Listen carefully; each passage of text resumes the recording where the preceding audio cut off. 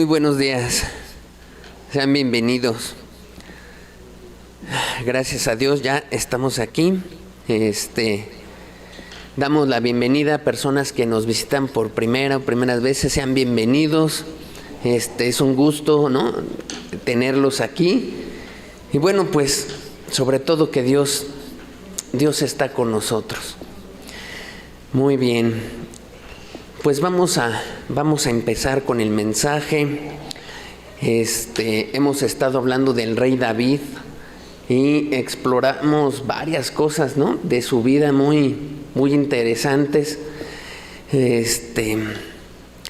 Pues lo hemos visto cerca, ¿no?, en momentos donde Dios ha sido su pastor, en los momentos donde estaba en la cueva de Adulam, estaba en un momento crítico, lo hemos visto caer, ¿no? Pero caer, no cometer pecados a cada rato, sino tener caídas que se pueden contar, y en momentos tan difíciles que creo yo que ninguno de los presentes hemos pasado por presiones tan fuertes como las que David pasó,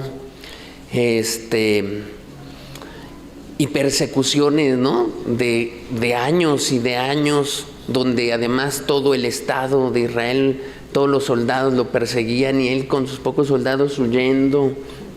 Bueno, lo hemos visto en momentos también donde ganó una batalla, ¿no?, en su carne, teniendo dominio propio y venciendo ese deseo quizá de vengarse de Saúl, y lo hemos visto así. Y lo último que estuvimos viendo fue acerca de su carácter varonil que Dios fue desarrollando, y cómo otros, ¿no?, cómo otros se levantaron. Y de verdad que en cada parte que nos hemos detenido podemos seguir hablando y platicando. Todavía hay más cosas, pero pues creo que Dios quiere hablarnos más cosas sobre la vida de David, muchas cosas más. Todavía ni siquiera llegamos a una de las partes que quizá la gente conoce más, que es cuando tiene una caída fuerte y va a vivir una consecuencia terrible por su pecado. Todavía ni siquiera llegamos a esa parte y ya hemos visto varias cosas de su vida. Muy bien, vamos, si quieren, nos ponemos la primera lámina. Ahí está algo que llamamos el tabernáculo en este centro, ¿verdad? Miren, en esta imagen lo que yo quiero destacar es, bueno, cómo Dios en el libro de Números ordena a toda la tribu de Israel al salir de Egipto en el desierto, pero mire cómo la ordenó, ¿no? Les dijo: tú deben estar hacia este lado, tú hasta este otro lado, y ahí en el centro hay todavía otras tres agrupaciones, ¿no? Esos eran los levitas,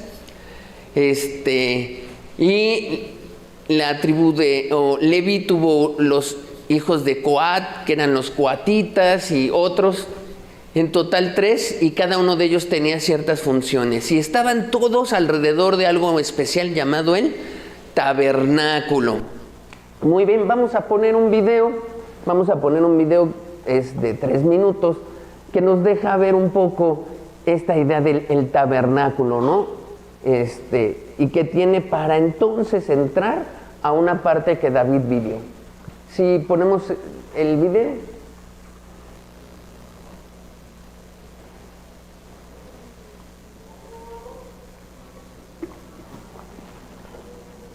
Muy bien, ahí está ya. Ahí está, ya tenemos el video. Y pues estamos dando un recorrido por alrededor del tabernáculo. Ahí ya más de cerca. Quizá algunos tienen muy claro este lugar o este patiecito es lo que en la Biblia le llamaba el atrio de ese tabernáculo. El atrio de ese tabernáculo. Muy bien. Ahora sí, entramos. Ahí entramos al tabernáculo y ahí está el altar de bronce. A lo mejor algún día Dios nos permite hablar de todos los símbolos, todo lo que significó y significa ahora. En ese altar de bronce se sacrificaban se ofrecía la ofrenda para el holocausto. Ahí tenemos esa fuente que es el lavacro donde el sacerdote se lavaba. Y ahora pasamos al interior del tabernáculo. Y en el interior, este espacio es el lugar santo. El lugar santo. Ahí hay tres objetos muy importantes. Tres objetos muy importantes. Y en ese lugar está el candelabro de oro, mire, que tenía que ver con la luz, así como Jesús dijo, yo soy la luz de este mundo. También la mesa de los panes, que nos deja ver un poco la idea de cómo Jesús es el pan de vida. Y ese altar del incienso que refleja las oraciones y las intercesiones. Y detrás de ese velo, se encuentra el lugar santísimo, y ahí está el arca del pacto. Muy bien, ese es el lugar santísimo. Entonces hay un lugar que es el lugar santo y otro que es el lugar santísimo donde está el arca.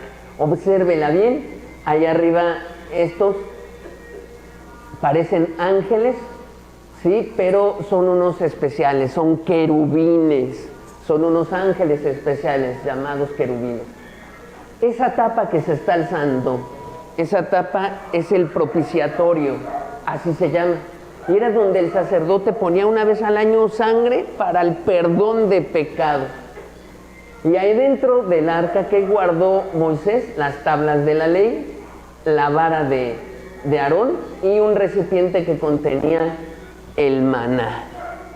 Y una vasija que contenía el maná con el que Dios alimentó en el desierto a todos ellos. Todo eso era el lugar del tabernáculo. Eso pasó en los tiempos de Moisés, lo lleva al desierto y tienen ese lugar. Pero ahora, ¿sabe qué es lo más importante de eso? Lo más importante es que ahí estaba la presencia de Dios. La presencia. En algún momento platicamos aquí acerca de, bueno, Dios está en todas partes. De hecho, para el impío eso es terrible, porque aunque se quiere esconder de las personas cuando roba, miente o hace algo, Dios está ahí. No se puede uno esconder, Dios está en todas partes, pero lo que usted no puede asegurar es que la presencia de Dios está en todas partes.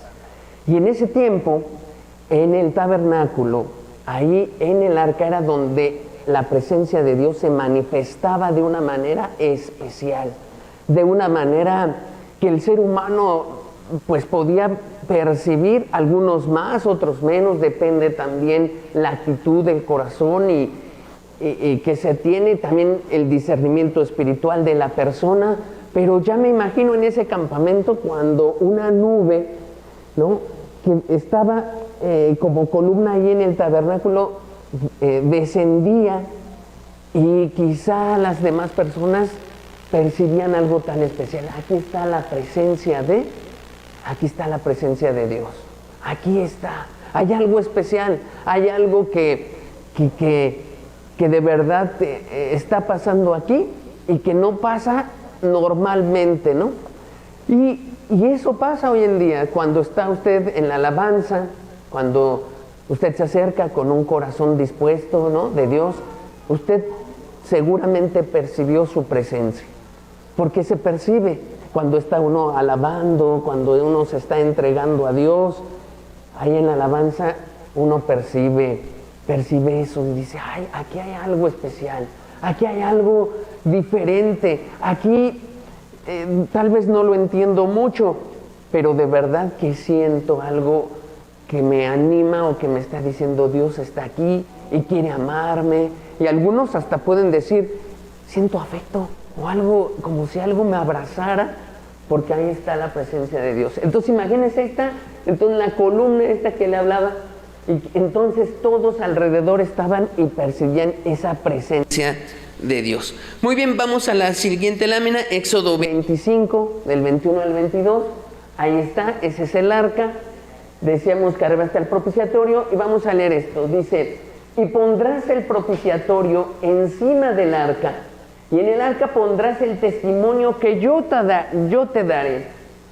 y de allí me declararé a ti. Está hablándole Dios a Moisés, y hablaré contigo de sobre el propiciatorio, de entre los dos querubines que están sobre el arca del testimonio, todo lo que yo te mandare para los hijos de Israel. Qué especial era el arca, era muy especial. ¿Por qué? Porque desde ahí la presencia de Dios se manifestaba con fuerza, y ahí hablaba Moisés lo que tenía que decirle a los hijos. Era muy especial, era algo. Y sabe, en esos tiempos, que alguien pudiera acceder a ese espacio era muy difícil. Una vez al año el sumo sacerdote entraba y tenía que entrar libre de pecado, poner sangre en el propiciatorio que había sido ofrecido para que estuviera limpio y la presencia de Dios se manifestara una vez al año. Imagínese. Y si el sacerdote entraba y tenía pecado o no había sido purificado, podía morir ahí. Algunas literaturas, no está en la Biblia, narran que le ponían unos cascabeles en los bordes del vestido del sacerdote, porque si no se oían ya las campanitas, es que él ya no se estaba moviendo y quizá había muerto y lo tenían que sacar. Qué impresionante lugar. Ese era el lugar santísimo. Ese era el lugar santísimo. Y bueno, pues esto es lo especial. Muy bien, ahora sí, siguiente lámina, por favor. Ok, entonces el día de hoy vamos a hablar sobre la presencia de Dios. La presencia de Dios. Y va a estar metido en una parte que el rey David vivió también, en un momento especial con el arca. Usted ya la vio en el desierto.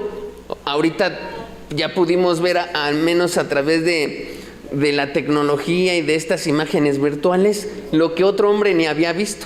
Es más, todos los israelitas, yo creo, nunca pudieron ver lo que estaba adentro ahí, y usted hoy ya lo vio.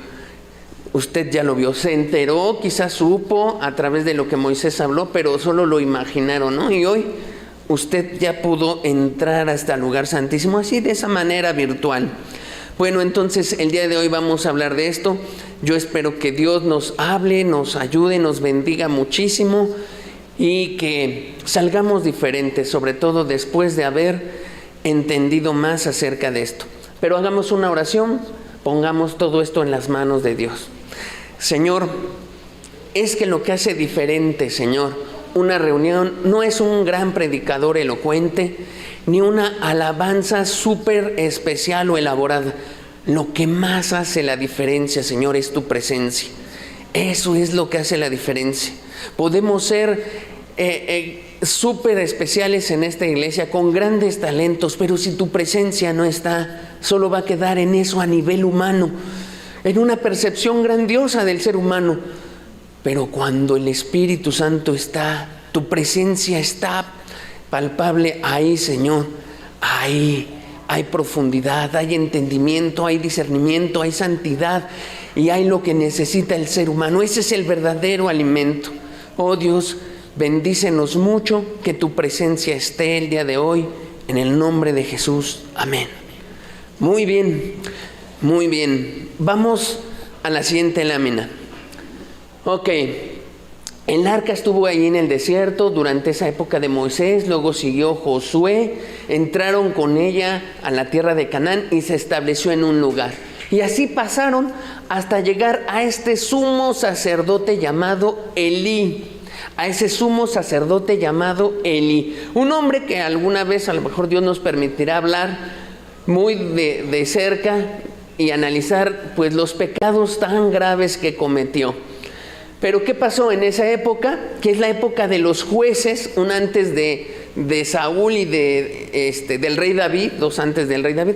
En esa época de los jueces, donde le decía yo hace tiempo, donde cada quien hacía lo que bien le parecía, hubo un decaimiento espiritual en Israel. Y Dios en su misericordia levantaba un juez, les ayudaba, pero el pueblo en general hacía lo malo, pecaba delante de Dios. y volvían otra vez a ser esclavizados. Una época espiritual muy, muy mala, muy mala. En esa época es que esto se va a desarrollar. Estaba el sacerdote Elí, que no reprendía a sus hijos, que no les llamaba la atención, que hacían cosas abominables, eran unos levitas. Bueno, de hecho, como eran hijos de él, con la capacidad de ser sacerdotes también y ministrar dentro, pero eran perversos, abusaban de las mujeres, abusaban de cuando iban a hacer sacrificios y muchas cosas más. Y Elí no tuvo la decisión, la convicción, el carácter ni nada para llamarle la atención a sus hijos. Muy bien. Y en esa época hubo una batalla contra los filisteos. Los filisteos estaban conquistando más territorio de Israel. ¿Y qué hicieron los hijos de Elí? Sacaron el arca. Esto que ve usted aquí es el arca. Ese objeto tan precioso que tenía un lugar reservado, dijeron, hay que sacarlo y vamos a llevarlo a la guerra y con esto vamos a vencer. Porque, amigo, luego mucha gente toma los objetos y hace ídolos de él, o los toma como amuletos, ¿no? Pero así no funciona la presencia de Dios. No, para nada. Dios no es así de que me guarde una estampita, me guardo algo, me guardo mi Biblia y eso me va a dar protección. Para nada es así la vida cristiana. Y estos hombres que ya venían pervertidos tenían una idea bien borrosa y dicen, no, pues vámonos con el arca y seguro nos va a ayudar a vencer. Lo que importaba para Dios era la vida de ellos, cómo estaba, y claro que no iba a respaldar tal cosa. Ya iban mal, ya iban bien mal, y que Dios iba a respaldar eso. Muy bien, siguiente imagen. Ahí está. Bueno, resulta que en la batalla los filisteos capturan el arca, pierden, matan a los hijos de Elí. Elí se entera de hecho de la noticia y el sacerdote que ya Dios le había profetizado antes, cae de espaldas y se mata. Una cosa tremenda, pero sobre todo el arca es capturada por los filisteos. Ellos se lo llevan al templo de su dios Dagón, que es ese que usted está viendo ahí en el piso tirado. Lo llevan como trofeo y dicen, nuestro Dios es más poderoso que el Dios de los israelitas, nosotros vencimos, llevemos esta arca como trofeo al dios Dagón. La meten ahí y oh, sorpresa, ¿no? Oh, sorpresa. El arca, estando ahí, al otro día de que es puesta el arca, llegan los filisteos y se dan cuenta de una cosa. El dios Dagón estaba tirado en el piso, con las manos estas cortadas y la cabeza, con las manos fuera y ¿quién lo hizo? ¿Quién lo hizo? Pero eso nos da una idea importante. El arca tampoco no es un objeto o un amuleto, no lo es. Pero tampoco es un símbolo nada más arbitrario, así de, pues esto representa a Dios y ya. Mire, por ejemplo, para que me entienda, nuestra bandera de México, en sí es un pedazo de tela. Esa es la realidad, es un pedazo, pero lo que significa para nosotros es profundo. Usted, creo yo, no puede ver en la calle que alguien empiece a pisotear una bandera de México porque si le decimos algo, porque representa para el mexicano algo muy importante, de honor, de respeto, es nuestra patria, y entonces decimos, no puede ser, no, representa algo, pero en el fondo es una tela. Tan así que si usted tiene la bandera de otro país, no sé, la bandera de Jamaica en sus manos, pues va a decir, pues un trapito, ¿no?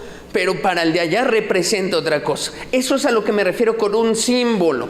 Bueno, hay gente que ha tomado el arca como un amuleto, como los hijos de Elí, y otros se van al otro extremo y dicen, solo es un símbolo muy especial, ¿no?, del pueblo judío. No, la prueba que no era un símbolo especial, véanlo, ahí está, derribado eso, no era solo un símbolo nada más para manifestarse. Realmente el arca representaba algo muy importante, era el lugar donde se manifestaba la presencia de Dios de manera muy especial, muy especial.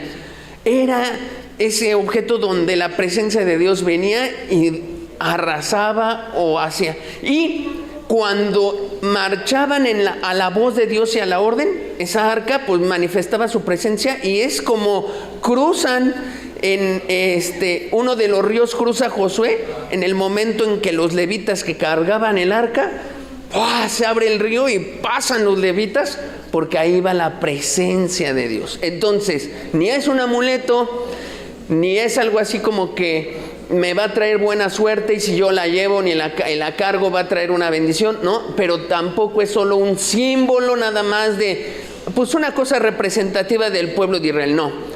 Realmente era un objeto que marcaba una cosa, la presencia de Dios, la presencia de Dios. Muy bien, ¿qué pasó? Siguiente lámina. Ok, ¿qué es lo que sucedió?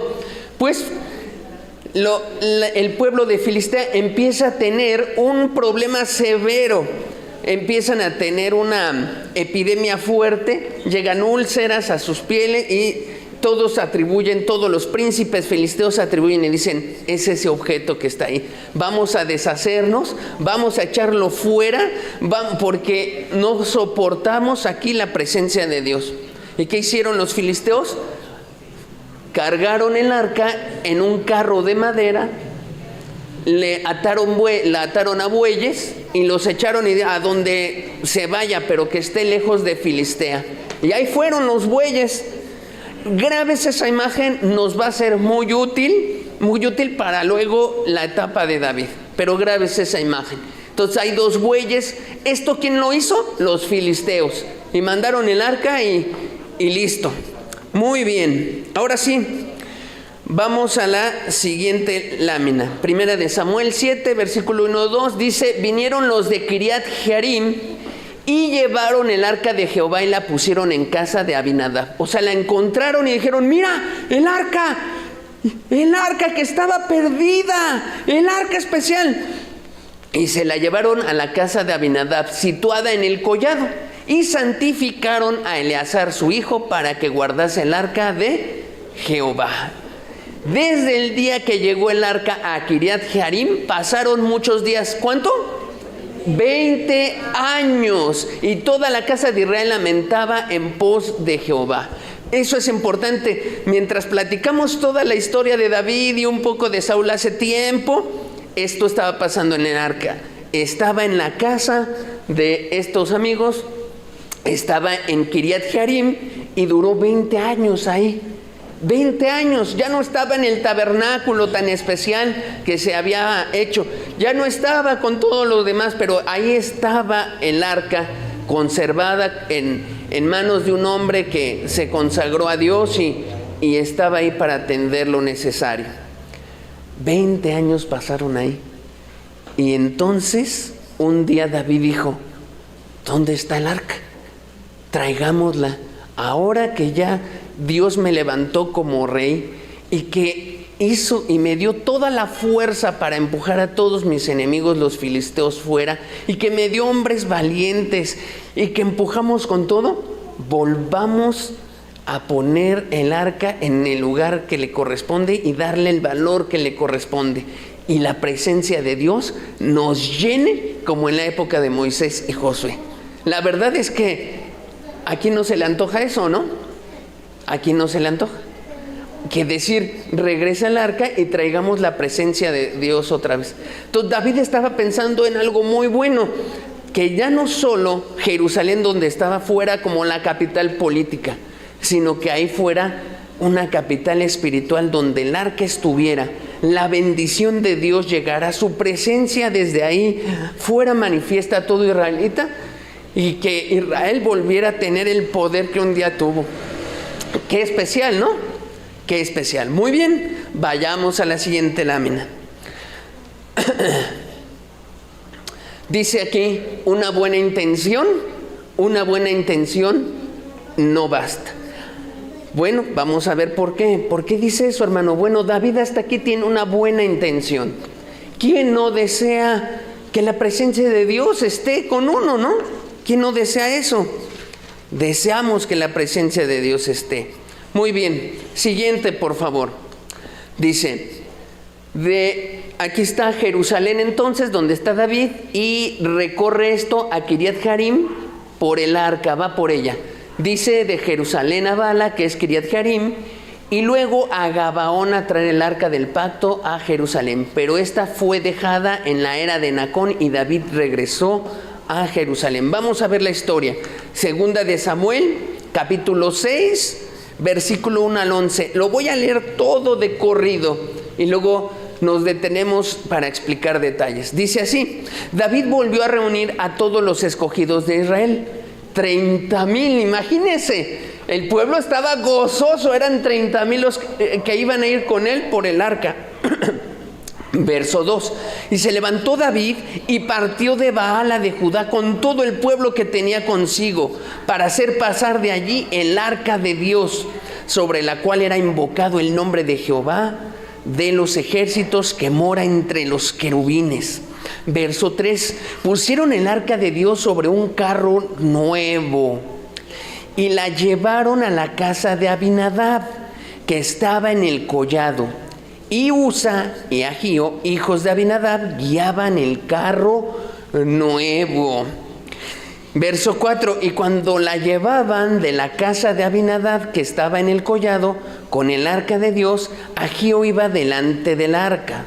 Verso 5: y David y toda la casa de Israel danzaban delante de Jehová con toda clase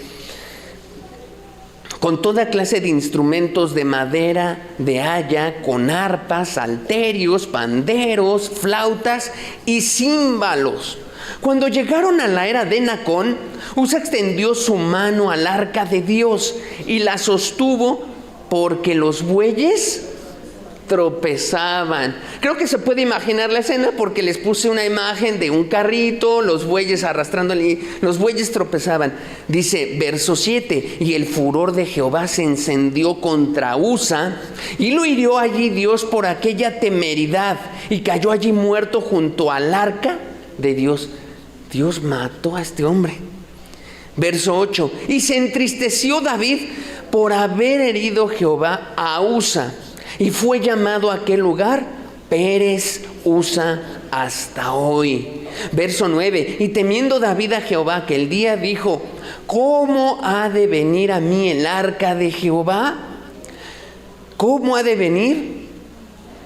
Verso 10: de modo que David no quiso traer para sí el arca de Jehová a la ciudad de David, y la hizo llevar David a casa de Obed Edom Geteo.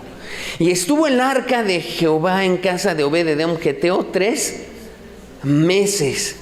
Y dice: y bendijo Jehová a Obed Edom y a toda su casa. Aquí hay un pasaje muy especial, y creo que es lo único que vamos a avanzar en nuestra historia de David el día de hoy. Solo un recorrido, pero pues creo que Dios quiere hablarnos y enseñarnos algo muy, muy fuerte y profundo. David lo aprendió. David se dio cuenta que no solo necesitas un carácter varonil y todo lo que hemos hablado.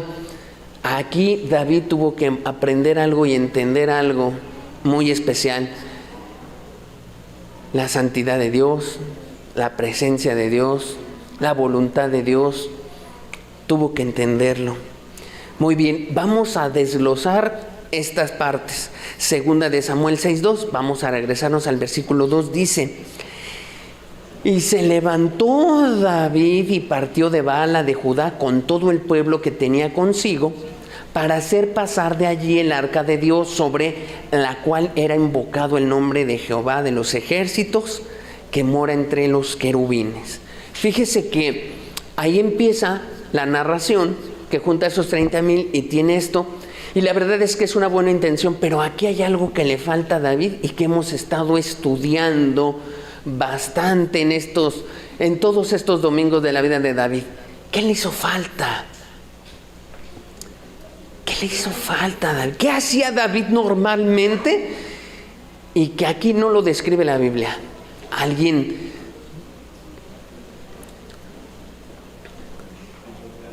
consultar a Dios. Muy bien, Arturo. Consultar a Dios. Recuerda que David hacía eso. Consulto a Dios y Dios me dice: ve, sube, porque tú vencerás. Ahora, a veces en la vida decimos: pero si es algo bueno, si es algo bueno lo que voy a hacer, si es algo, pues ¿a poco no era bueno que trajera el arca, que ya la sacara y que además todos los israelitas ya adoraran a Dios y ya no solo estuviera en la casa de una persona, sino que fuera algo como en como en la época de Moisés? Era una buena intención, era algo muy bueno. De verdad que buena era la cosa que quería David, pero se le olvidó algo importante: consultar a Dios y decirle: Señor, esta es mi intención, esto es algo bueno que yo deseo, que yo anhelo, que quiero, que sé que te agrada. ¿Subo o no? Seguro Dios le hubiera dicho sí, pero hay unos requisitos que tienes que tener claros, David. ¿Por qué? Porque esa arca representa o tiene mi presencia, David. No es cualquier cosa, no es cualquier cosa, y tú necesitas ver. Dios le hubiera hablado, pero aquí observe lo importante, y una vez más hay un énfasis que le quiero decir a su vida: consulte a Dios. No, pero es que yo, ¿cómo voy a consultar a Dios esto tan pequeñito? Consulte a Dios. Pero ¿cómo voy, si esto es bueno, lo que voy a hacer es bueno?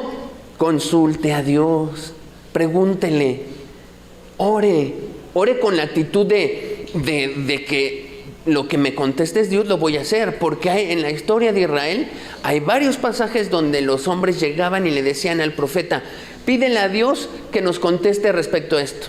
Y el profeta les decía: ¿van a obedecer lo que Dios les dice? Sí, ok.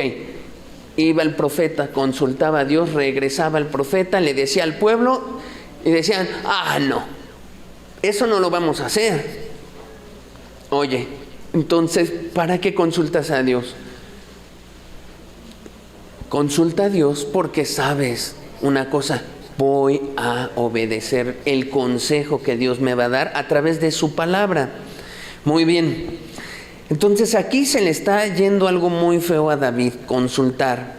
Llevar el arca a Jerusalén parecía una buena idea, y todo lo del pueblo estaban entusiasmados con hacerlo. O sea, 30,000 hombres y danzando, como vimos, con arpas, salterios y eso, pues claro que era una muy buena idea. Pero el rey no siguió el patrón ni la dirección del Señor. Esa es la verdad. Después de todo, usted tiene que tener en cuenta algo: si le agrada a uno y si le agrada a todos, no a fuerza le tiene que agradar a Dios. O sea, con Dios no sirve la democracia. No es que todos votamos y esta es la opinión, así debe ser. Con Dios no es así. A Dios hay que consultarle: ¿qué opinas tú, Señor? ¿Cómo dice tu palabra que debo de hacer esto? ¿Cómo dice tu palabra que debo conducirme? ¿Cómo dice tu palabra que debo de resolver este negocio o esta situación? ¿Cómo dices tú, Dios, esto? Pero, amigo, la realidad es que hoy mucha gente vive sin consultar la voluntad de Dios en nada, ¿no? O sea, a lo mejor en una que otra cosa, o separamos, ¿no? Somos dados a lo que es de la iglesia aquí, lo demás lo separo, ¿no? De mi vida, y pues si me voy a ir de vacaciones, eso no le tengo que preguntar a Dios. ¿Por qué le tengo que preguntar a Dios de mis vacaciones? Todos tenemos derecho. Pues a aquella persona que ha tomado a Dios como su Señor, le consulta todo. Y esto es algo muy importante. Sigamos explorando. Verso 3. Pusieron el arca de Dios ¿sobre qué? Sobre un carro nuevo, y la llevaron de la casa de Abinadab, que estaba en el collado, y Usa y Ahío, hijos de Abinadab, guiaban el carro nuevo. Bueno, déjeme decirle una cosa: al utilizar un carro nuevo y tirado por bueyes, que son los que tropezaron, ellos estaban siguiendo el modelo de los filisteos paganos. ¿Ve cómo enviaron el arca a los filisteos? Móntala en un carrito, ponle bueyes y aviéntala así, órale. Pero no, o sea, usted no puede tratar así lo que Dios ya dijo que no se tratará así. Ahorita lo vamos a ver. Es más, usted piense, para usted, ¿qué cosas son de grande respeto? Quizás nuestros padres, nuestro padre, nuestra madre. ¿Usted aventaría a su mamá así como a cualquier taxi que te lleven al hospital? Pues no, ponemos mucho cuidado, nos fijamos en las placas, nos fijamos en todo lo necesario. ¿Por qué? Porque ahí va a ser transportada una persona muy especial para nosotros. Dios lo que está haciendo aquí es un énfasis en el ser humano para decirle, tú no me puedes tratar como cualquier cosa. Y si los filisteos son así porque son pueblo impío que no sabe de mí nada, que no conoce, que no tiene ni idea de que soy Dios ni siquiera, pero tú que eres mi pueblo, tú no me puedes tratar así, tú no me puedes tratar así. Entonces aquí hay un patrón ya muy raro que hicieron los israelitas. La ponen en un carro nuevo, tirada por bueyes, tal y como los filisteos lo hicieron. Y ese no es el patrón que dio Moisés. Siguiente, por favor, Éxodo. Vamos a ver qué dijo Moisés. Éxodo 25, 14 al 15 dice: y meterás las varas por los anillos a los lados del arca, para llevar el arca con ellas. Las varas quedarán en los anillos del arca y no se quitarán de ella. Si usted vio la imagen detallada del arca, estaban los querubines arriba, pero había unas varas de madera forradas de oro que la atravesaban. Esas varas, Dios las dijo que se construyeran y que se dejaran ahí y no se quitaran nunca, porque era la señal de, con estas varas los levitas iban a cargar esa arca. Números capítulo 4, verso 4 al 6 dice: el oficio de los hijos de Coat en el tabernáculo de reunión, en el lugar santísimo será este: cuando haya de mudarse el campamento, vendrán Aarón y sus hijos. Fíjese, ¿quiénes van a venir? Aarón y sus hijos, y desarmarán el velo de la tienda y cubrirán con él el arca del testimonio. Y pondrán sobre ella la cubierta de pieles de tejones y extenderán encima un paño todo de azul y le pondrán las varas. Ok, le narro un poco. Nadie podía entrar al lugar santísimo, nadie, solo el sacerdote. Y cuando tenían que mover el tabernáculo porque se desarmaba y hacerlo, los Aarón, sumo sacerdote, y sus hijos sacerdotes llegaban, desinstalaban el velo del lugar que dividía el lugar santísimo del santo, y sin mirar envolvían el arca, le ponían después con ese paño especial y luego con piel de tejón y luego un paño azul. Ya que estaba así, metían las varas y decían, ya está lista. Y solo así venían los hijos de Coat, que eran levitas, y decían, ya podemos acercarnos. Antes no podemos acercarnos porque esto es algo muy especial, es la presencia de Dios. Muy bien, Primera de Crónicas 15, versículo 14 al 15. Ahí me voy a adelantar, pero es para definir esto. Dice: así los sacerdotes y los levitas se santificaron para traer el arca de Jehová, Dios de Israel. O sea, esto ya pasó después con David.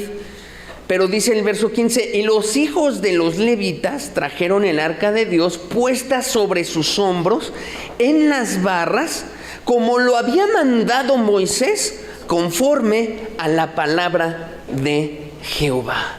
Conforme a la palabra de él. Entonces, aquí usted debe darse cuenta cómo Dios había instruido que se tratara el arca, que donde habitaba la presencia de Dios. No era como con cualquier cosa, no era súbela al carrito y que los bueyes la arrastren, no, era, la van a envolver en cosas especiales y la van a transportar con varas, y no cualquier persona, solo los levitas, ellos la van a cargar y así la van a transportar, porque yo no me voy a arriesgar que unos bueyes se tropiecen y que el arca se caiga y se desparrame. Eso no puede pasar, eso no podía pasar.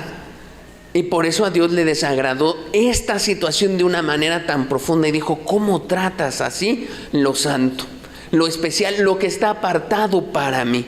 Y ahí empieza a ver usted cómo Dios trata de enseñarle al ser humano el concepto de santidad. Y a mucha gente esto se le hace así como demasiado difícil, ¿no? Porque dice, ay no, a mí se me hace que Dios es muy exagerado. No, esos pasajes están muy exagerados. Es así porque el ser humano por naturaleza no tiene el concepto de santidad aquí desarrollado. Está como en cero, en cero. Es Dios el que tiene que venir y enseñarnos y hablarnos fuertemente y dejarnos ver qué es la santidad de Dios, qué es que Él aparta algo, cómo debemos valorar su presencia y no nada más tomarla así como cualquier cosa. No, amigo, se necesita que Dios enseñe eso. Y por eso una reunión como estas debe estar llena del Espíritu Santo, debe de estar llena de su presencia, porque de nada serviría la exposición de toda esta palabra si el que nos enseña el concepto de santidad, el único que puede profundizar en la mente y conciencia del ser humano, no está presente. ¿Ve? Es cierto que hoy Dios, a través del nuevo pacto, no está matando a nadie físicamente, es cierto eso, ahorita vamos a hablar de otra cosa, pero eso no quiere decir que tratemos las cosas de Dios como se nos dé la gana. No, porque entonces usted va a traer una muerte espiritual demasiado tremenda a su vida, a su familia, a sus seres queridos, y dirá, no me pasa nada, nada más con que usted no entienda, no tenga el entendimiento profundo y espiritual de lo que es la palabra de Dios, con eso basta. Nada más con que usted salga de aquí como si nada pasa, como si cualquier cosa aquí pasó, y con eso basta para decir, se está destruyendo dentro usted. El ser humano depende de entender estas cosas tan profundas de Dios para su salvación y su permanencia en la salvación y su santidad. Muy bien. Ok, entonces ya tenemos clara la instrucción de Dios y lo mal que lo hizo David. Una buena intención no basta, ¿verdad? No basta con tener un buen deseo en el corazón y decir, quiero hacer esto, le voy a echar ganas, ya mañana le voy a echar... sí, eso está muy bien. ¿Qué dice la Biblia? ¿Qué dice la Escritura? Lo que vas a emprender, ¿lo respalda Dios o no lo respalda Dios? No había pensado en eso. Pues piénsalo mejor para que Dios te respalde. Y siguiente es la frase que yo quiero que usted se lleve el día de hoy. La obra de Dios debe hacerse, ¿cómo? A la manera de Dios.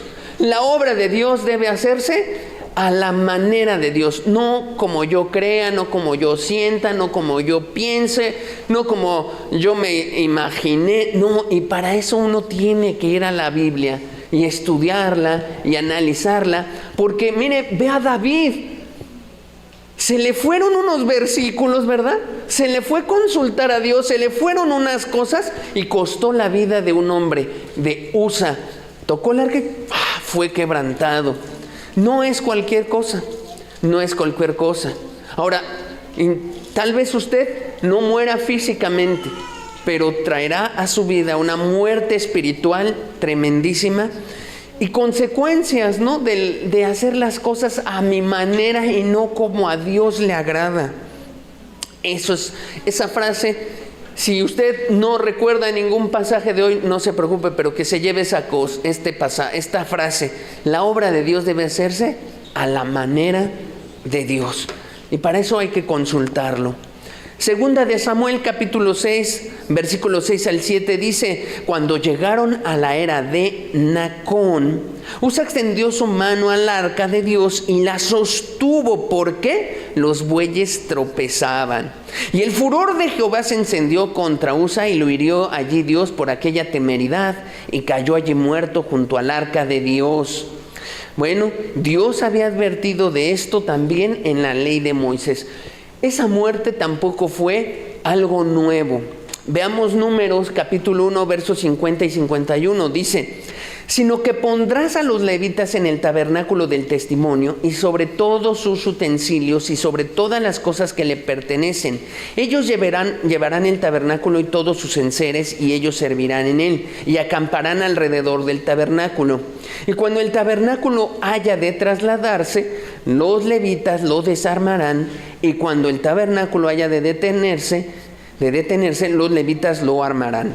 Y el extraño, dice, que se acercare, morirá.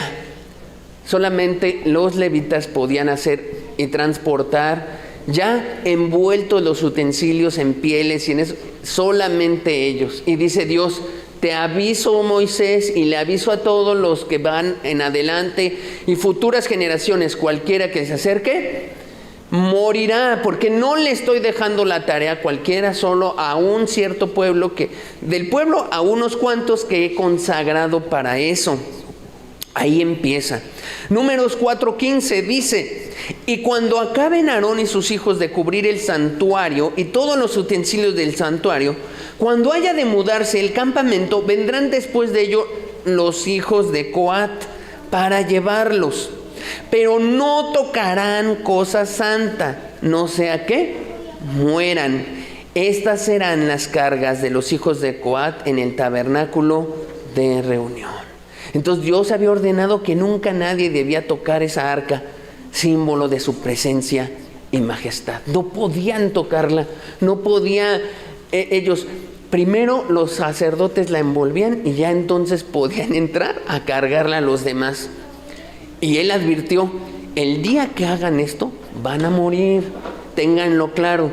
Y ese día así pasó, así pasó. Números 4:20 dice: no entrarán para ver cuándo cubran las cosas santas. ¿Por qué? Porque morirán. Amigo, yo le digo a usted que tal vez físicamente muchos aquí no están muertos, ¿no? Bueno, nadie aquí está muerto físicamente, pero espiritualmente tal vez sí. Muchos estén así. Y esa es una realidad. Pero Cristo vino a eso, a darnos vida.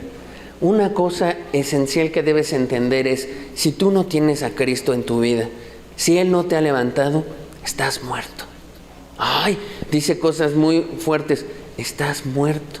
Solo Cristo puede darnos vida y puede regresarnos. No hay discernimiento espiritual. No percibes lo santo, ¿no?, de lo profano. No percibes muchas cosas a tu alrededor. Muchas cosas tú las apruebas porque según tu opinión. No hay eso. Cuando el Espíritu llega a la vida de una persona a través de haber creído en el sacrificio de Cristo, y llega el Espíritu Santo y mora aquí adentro, esa persona tiene algo que antes no tenía. Y empieza a identificar lo santo de lo profano, de lo mundano, de lo que no es de Dios. Y ve cosas malas donde otros no la ven. O no le han pasado así a muchos papás que dicen: ay, papá, tú exageras. No, tú le exageras mucho. Es porque no habita la vida espiritual que en muchos habita. Es por eso. A lo mejor hay gente que diga: no, hay como que son muy radicales, exageran. Es por eso que el Espíritu Santo viene a habitar y despierta, y que tú identificas. Y cada vez se hace más sensible. En cuanto más uno busque la presencia de Dios, uno se va haciendo más sensible a varias cosas, a muchos detalles. Y no es que en cualquier cosa veas pecado, no vivimos así como con rayos X, pecado aquí, pecado acá. No es así. Pero sí te vuelves susceptible a muchas cosas, y también eso te crea un compromiso muy grande de vivir más como Cristo, de vivir más a la imagen de Cristo. Muy bien. Bueno, yo le pregunto a usted: ¿fue demasiada severa la acción de Dios? ¿Fue demasiado severa? Hay muchas personas que dicen que sí y juzgan a Dios y dicen: es un Dios tirano. Pero es por lo que le digo, porque no perciben la inmensa santidad de Dios y su majestad. La gente no percibe eso, la gente evalúa las cosas a un nivel terrenal y no las valora a todo lo que está pasando a nivel espiritual, a una dimensión diferente. El arca era la representación más visible y cercana de Dios hasta que llegó Jesucristo.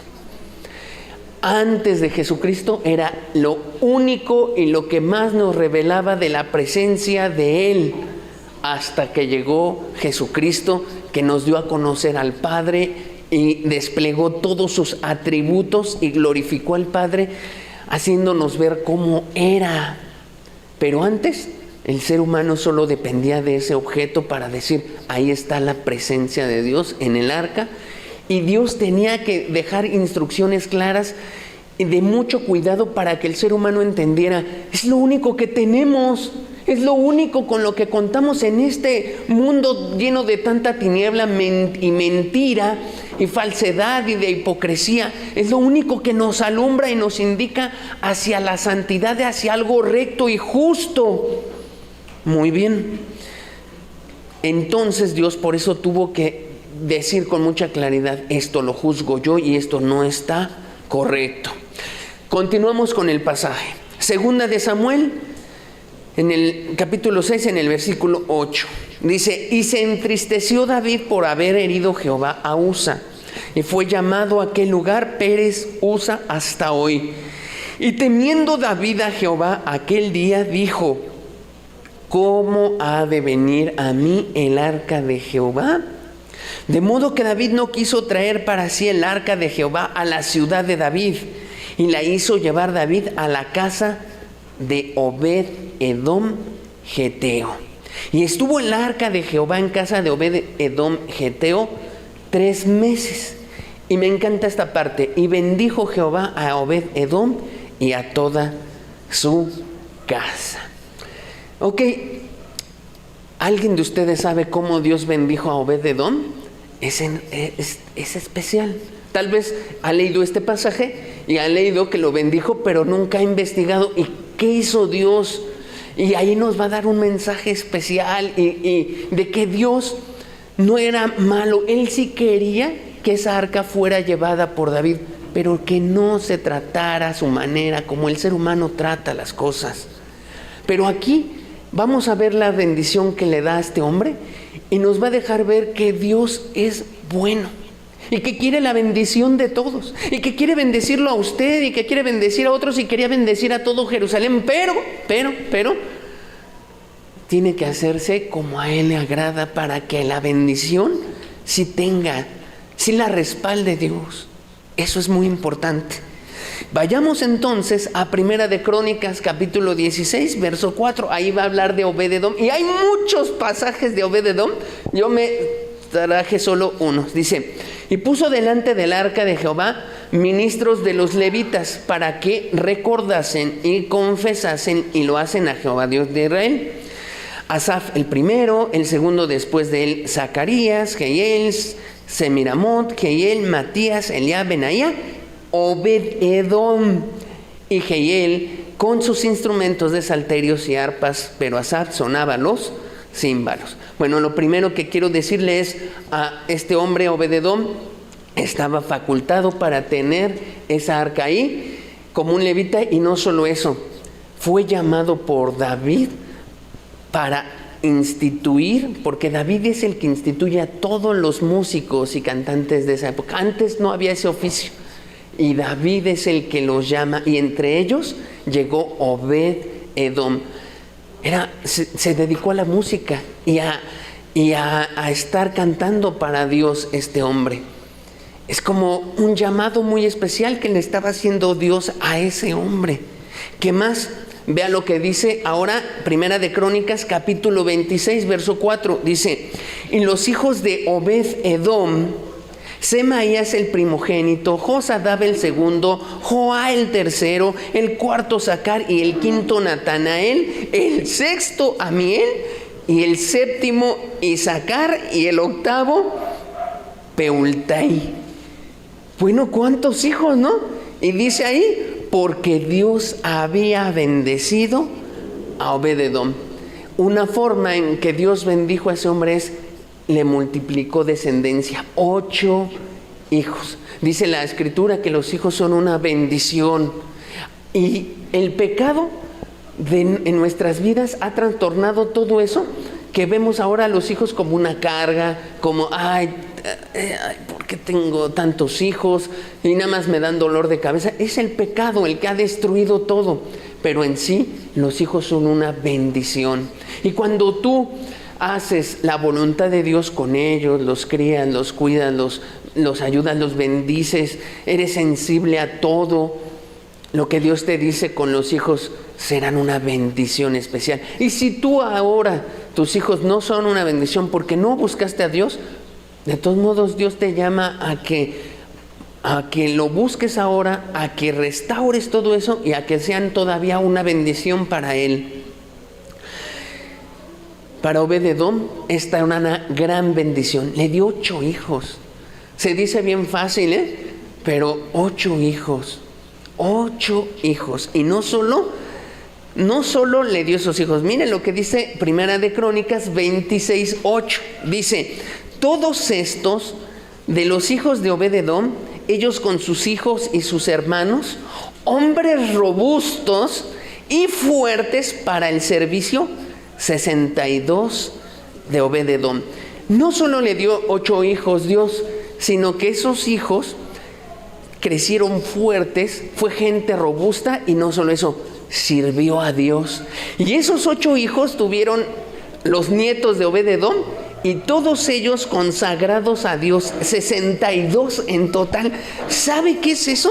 Una bendición tremenda. ¿Cuántos de nosotros no quisiéramos decir: oh, si Dios tocara a mis hijos, si Dios alcanzara, oh, ya quiero ver que mis hijos sirvan a Dios, que mis hijos se vuelvan a Dios, que mis hijos sean de los que más sirven a Dios, que mis hijos sean grandes para Dios? ¿Quién no anhela eso como papá o mamá? ¿Quién no anhela esas cosas y que dice: Dios, que mis hijos te sirvan, que mis hijos te amen, que se entreguen? Obed-Edom consiguió 62 que le sirvieron a Dios. Eso es enorme. Solo aquellos que somos padres y que peleamos y que oramos y que estamos criando a nuestros hijos y que sufrimos y lloramos y decimos: Dios, bendícelos para que te puedan servir, entendemos que no es fácil, que no es cualquier cosa, y que usted está viendo aquí una cosa: cuando las cosas se hacen como a Dios le agrada, Él no está limitado a bendecirte. O sea, David rápido le lleva el arca a Obed-Edom, dura 3 meses su casa ahí, pero era una persona levita, era como Dios le había indicado, era la persona que Dios había indicado que podía tener o transportar el arca. Y entonces Dios agradó, y mira la bendición que extendió con esa presencia. Qué enorme, ¿no? Qué enorme. Y aquí entonces usted tiene que hacer la gran diferencia. No importa una buena intención en su vida. Las buenas intenciones no es lo que nos va a dirigir a la bendición de Dios, sino hacerlo a la manera que le agrada a Dios. Y para eso usted tiene que estudiar mucho la Escritura, y tiene que leerla y consultar para hacer siempre su voluntad y disponer su corazón, claro, a obedecer. Entonces aquí usted está viendo esos contrastes tan especiales, ¿no? Por un lado, un hombre que muere y que de repente podemos juzgar a Dios, ¿no? Pero no, es el poco concepto de santidad que el ser humano tiene, y por eso.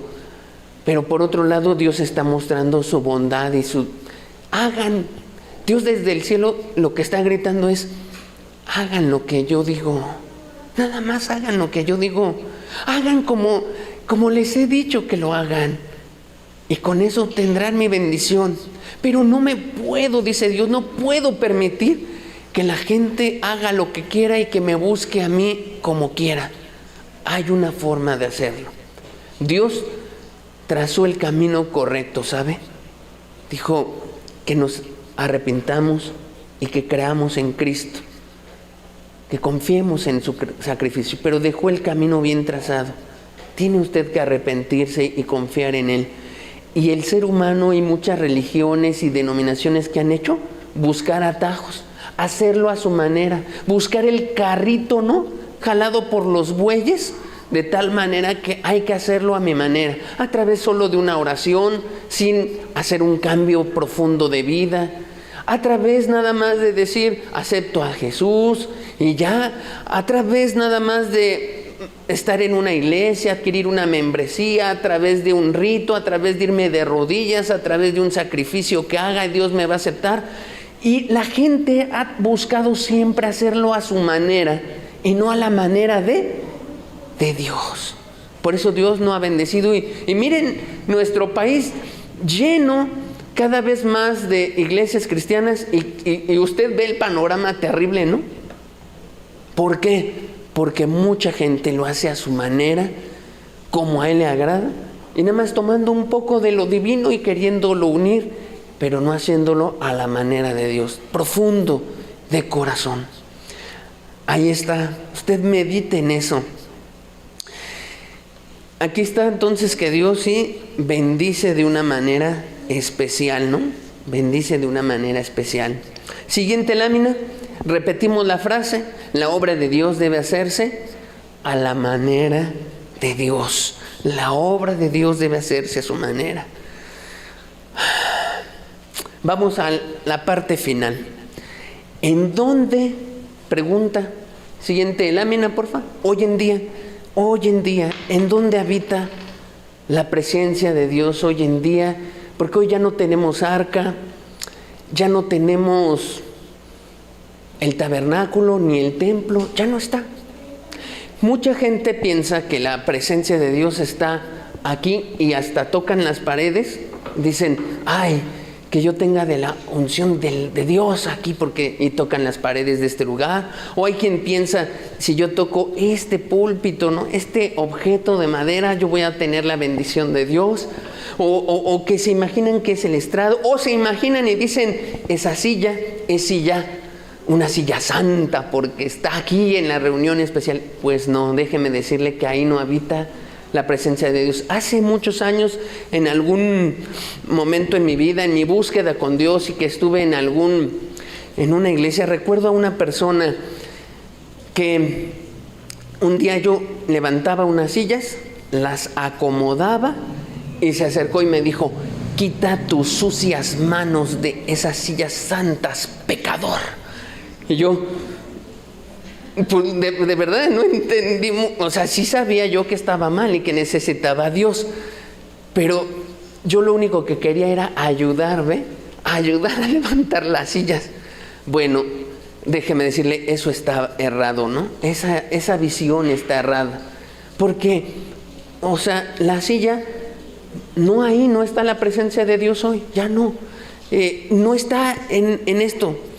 Si usted viene entre semana y a lo mejor aquí ve una fiesta porque el salón se puede rentar para una fiesta, pues aquí no va a estar. A lo mejor aquí hay gente y se emborracha y todo, ¿no? Nosotros aquí rentamos el lugar, no es propio, no es nuestro, lo rentamos. Entonces, ¿dónde está la presencia de Dios si no es en este lugar? Y aquí hay una unción especial y si vengo aquí, Dios va a bendecir mi vida, y si yo me quedo a dormir una noche. No está. ¿Dónde está la presencia de Dios hoy en día? Allá va.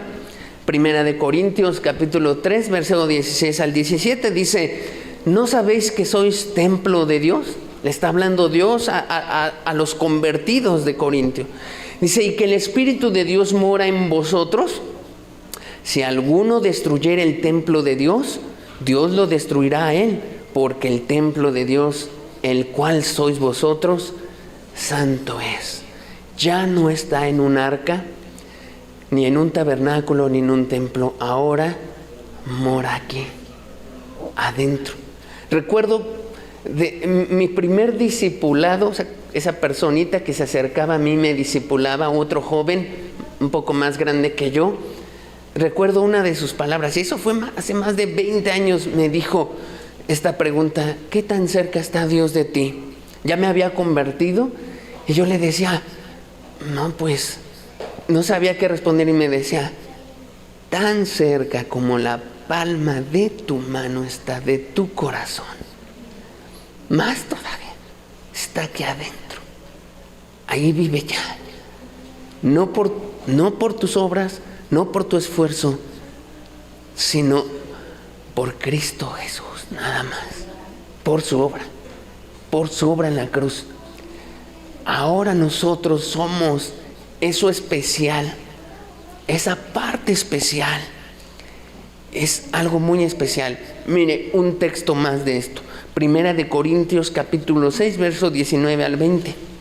¿O ignoráis que vuestro cuerpo es templo del Espíritu Santo, el cual está en vosotros, el cual tenéis de Dios, y que no sois vuestros? Porque habéis sido comprados por precio. Glorificad pues a Dios en vuestro cuerpo y en vuestro espíritu, los cuales son de Dios. Ahí está Dios, en cada creyente, en cada genuino creyente, hoy habita. Entonces, si los creyentes se van de este lugar, también se va la presencia de Dios. Es un poco diferente eso a que Dios está en todas partes. Dios nos sigue viendo y nos ve en todos lados, pero eso que hace especial una reunión, eso que hace que se sienta algo palpable, esa es la presencia y no está en todas partes. Para eso deben estar ahí. Y otra más, ¿dónde está la presencia de Dios? Mateo 18:20.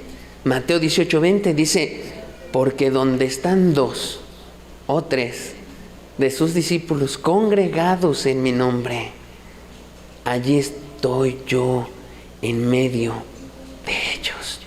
En Mateo 18 Dios le está dando un mensaje muy especial a sus discípulos, no a cualquier gente, a sus discípulos, y les está diciendo, yo voy a estar ahí, mi presencia va a estar ahí cuando se reúnan. Y si tú eres un cristiano que ha caminado con Dios y tú sabes la doctrina de Mateo 18, ¿has leído Mateo 18? Ahora imagínate, cobra la dimensión de este texto que está aquí en pantalla, que está en ese contexto. El contexto de ese texto que hemos orado y mucho citado, de que la presencia de Dios va a estar, está en un contexto muy especial. ¿Cuál es? El que nos amemos como hermanos. En la instrucción de Mateo 18 de si tu hermano peca contra ti, ámalo, búscalo, ayúdale a restaurarse, ayúdale a que no se quede ahí. No lo condenes, no lo tasajes, no le des con todo. Hazlo y gana a tu hermano en ese contexto. Amados hermanos, está esa grande instrucción o grande promesa de Dios. Yo estoy en medio de ustedes. En medio de ustedes. Ahí está mi presencia. ¿Qué quiere decir todo esto? Amado, hoy Dios no nos pide que carguemos el arca como los levitas y la envolvamos entre paños especiales y que sea de una manera. Pero hoy Dios sí te pide una cosa. Trata a tu hermano muy especial. Y ahora él representa el arca. Y tú no puedes llegar ahora con tu hermano en Cristo, y darle con todo y hablarle como quieras y exhortarle y palabras duras y decirle hasta de qué se va a morir. Tú no puedes hacer eso. Ahí está la presencia de Dios. Tienes que tratarlo con cuidado especial. A veces sí, tu hermano requiere una palabra fuerte en la gracia de Dios, en su espíritu. A veces sí requiere una reprensión fuerte en la gracia, en el espíritu. Ten cuidado, porque así como Dios no vio bien cómo David trató el arca en su momento, ¿no? Cómo la metió a los carros y los bueyes.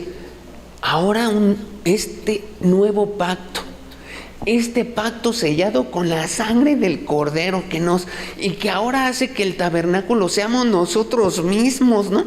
Que la santidad viva en nosotros. Nos debe de poner el cuidado especial para tratar al otro hermano con mucho cuidado. Con mucho cuidado. Si tu esposa es convertida y tú no, amigo, ten cuidado cómo le hablas. ¿Cómo la tratas? Bueno, y aunque tú fueras convertido, ten cuidado cómo tratas a tu esposa. Si al revés, tu esposa, pues no eres la convertida y tu esposo sí, pues mide bien cómo tratas a esa persona. Ahí habita la presencia de Dios. Ahí habita. Y Dios valora mucho eso. La santidad no tiene que ver ya solo con objetos consagrados a Dios, no. Una vida, un corazón que vive para Dios. La santidad tiene que ver con parecerse más a Cristo cada día. La santificación no es ir dejando pecadito por pecadito cada día, como muchas religiones piensan, no, es tener el carácter de Cristo cada día, más como Él. Termino con unas preguntas, ya del resumen de este mensaje. ¿Cómo trataban los levitas el arca del pacto? ¿Cómo la trataban? ¿Se podría tratar el arca como sea? ¿Siempre y cuando sea con una buena intención? No. ¿Por qué se debe tratar el arca con mucho cuidado y conforme a la voluntad de Dios? ¿Por qué? ¿Por qué se debía tratar el arca con mucho cuidado? Porque ahí habitaba la presencia de Dios. ¿Cómo debemos tratar hoy a una persona, a un hijo de Dios? ¿Cómo debemos tratarlo? La Biblia deja muchas instrucciones al respecto de cómo hablar con nuestro hermano, cómo tratarlo, cómo acercarnos a él. La Biblia lo deja. ¿Podemos tratar a un hermano como sea? ¿Cómo quiere Dios que tratemos a un hermano en Cristo? ¿Cómo? Son preguntas que uno reflexione, que dice espero también que Dios haya hablado a sus corazones. Amén. Cerremos nuestros ojos. Me gustaría que escucharas este canto para finalizar y que Dios confirme todas estas cosas. Mira, es sencillo lo que hoy vimos, es sencillito, pero fue muy profundo para David. David entendió una cosa, el arca no se trata como mis espadas de la guerra, ni mis escudos, y yo podré tener el carácter varonil, pero si no tengo esa idea de lo santo y del concepto y de que las cosas de Dios se tratan de esa manera especial, de nada servirá. Amado amigo, ruega a Dios que te abra el entendimiento y que te ayude a entender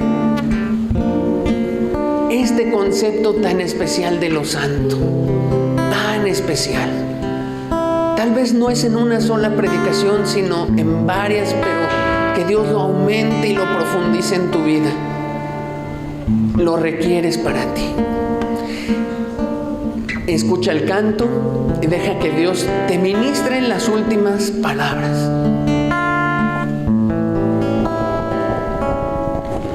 Señor, llévame a tus atrios, al lugar santo, al altar de bronce. Señor, tu rostro quiero ver. Pásame la multitud, por donde el sacerdote canta. Tengo hambre y sed de justicia, y solo encuentro un lugar. Al lugar santísimo, por la sangre del Cordero Redentor. Llévame al lugar santísimo, tómame, limpiame, heme aquí.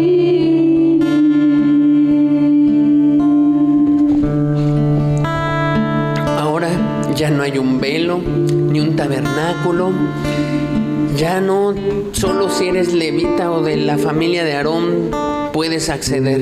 Ahora solo en Cristo podemos llegar hasta su presencia. Y ahí encerrarte en tu cámara secreta y hablar con el Padre. Cristo murió para eso. Rasgó el velo y nos lleva ahora al lugar más santo de todo el planeta Tierra y del universo. ¿Puedes imaginar eso?